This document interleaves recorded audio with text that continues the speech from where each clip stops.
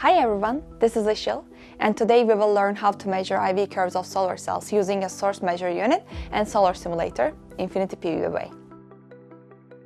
Start by plugging in the power and USB cables to the source measure unit. Connect the USB cable to your laptop and turn on the source measure unit. Launch the IV and lifetime software from infinityPV. The software will recognize the connected source measure unit automatically. Now it's time to adjust our solar simulator setup. Turn on the solar simulator and remember to wear your protective sunglasses while using it.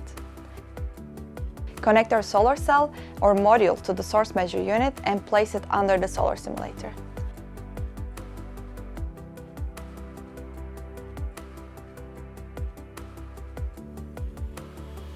The infinityPV source measure unit supports various experimental setups, including IV curve, IV lifetime study, and maximum power point tracking. In this tutorial, we will learn how to measure an IV curve.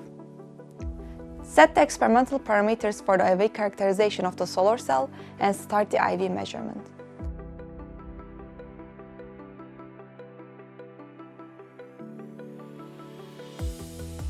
When the measurement is done, the data curve will turn red, and the data will be displayed on the side. To save the data, right-click on the data and choose Save IV Scan to File option. You can also copy the image of the IV curve by right-clicking and Save to Clipboard button. If you would like to run a quick, detailed imaging of your sample, you can use an LBIC system to scan the surface of your solar cell with a focused laser beam. This creates a high-resolution map showing exactly where the cell performs well and where it doesn't. Learn more at our website infinitypv.com and see you next time!